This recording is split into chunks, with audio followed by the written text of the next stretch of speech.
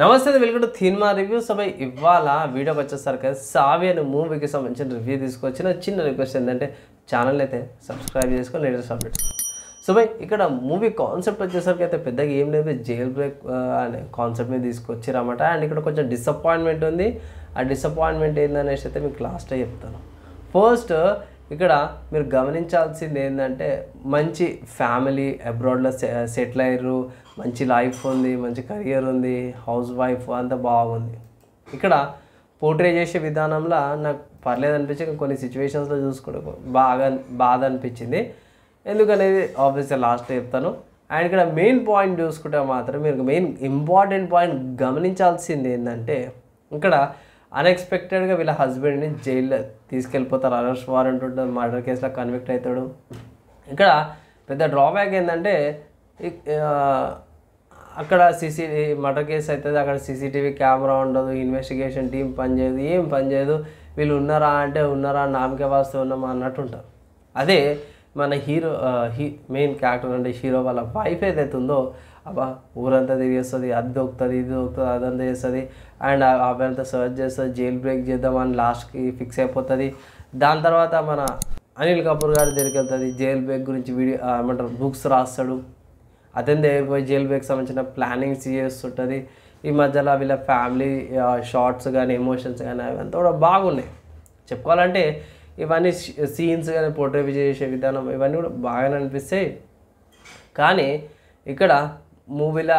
చాలా ప్రిడిక్టబుల్ ఉంటుంది ముందే చెప్తున్నా అండ్ ఇక్కడ ఇన్వెస్టిగేషన్ టీమ్స్ కానీ పోలీసు వాళ్ళు కానీ వాళ్ళు అక్కడ ఏం పని చేయరు ఒకటి ఈమె అనిల్ కపూర్ వీళ్ళు చేసేది రైటు వీళ్ళు చేసేది గొప్ప అన్న కాడికైతే తీసుకొచ్చారు అన్నమాట ఇక్కడ ఒక భార్య అండ్ ఆల్సో ఒక తల్లి ఎలా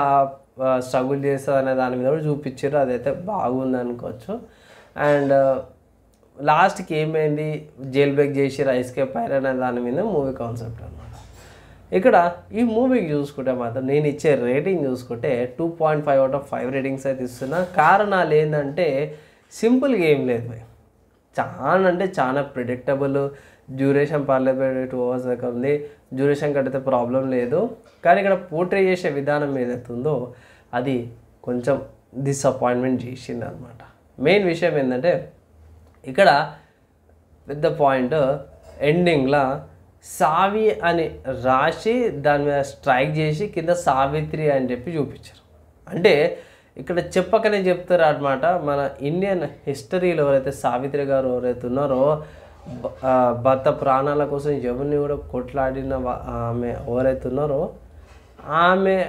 ఈమె అన్నట్టు చూపిస్తారు అనమాట కానీ ఆమె ధర్మబద్ధంగా న్యాయంగా ధర్మంగా కొట్లాడింది కదా ఏమైతే దీంట్లో సంపుడు నరకుడు ఉంటుంది అండ్ పెద్ద ట్విస్ట్ ఏంటంటే ఈ మూవీలో ఈ మొక్కతే గన్ను వాడుతుంది నాకు తెలిసిన కాడికి ఇంకో 2-3 వాడతారు కానీ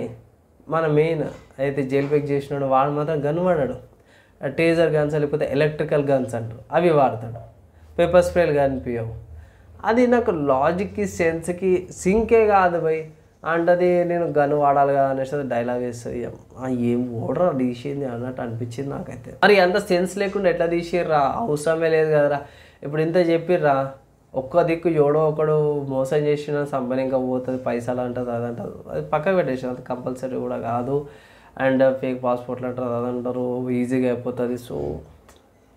సెన్స్ ఉండదు భయ్ సో లాజిక్ మిస్ అయింది ఒకవేళ చూసుకోవాలి అంటే భయ్ మోస్ట్లీ స్కిప్ చేయాలని ఆయన అవసరం కూడా లేదు మీకు జైల్ బ్రేక్ గురించి చూసుకోవాలంటే పాత క్లాసిక్ కూడా ఉన్నాయి రీసెంట్గా వచ్చిన కొన్ని మోడర్న్వి కూడా ఉన్నాయి జైల్ బ్రేక్ అవి చూసుకోండి అనేసి ఒక అడ్వైజ్ అయితే వేసుకొని స్కిప్ చేసుకొని అయితే నా అడ్వైజ్ అనమాట భయ్ మీరు ఏమనుకుంటున్నారు రివ్యూ గురించి మీ ఒపీనియన్స్ కింద కామెంట్ చేసుకోవచ్చు అండ్ ఈ వీడియో ఇక్కడ దాకా చదువుతుంది ఇష్టం వాళ్ళందరూ నెక్స్ట్ వేళ కలుసుకుందాం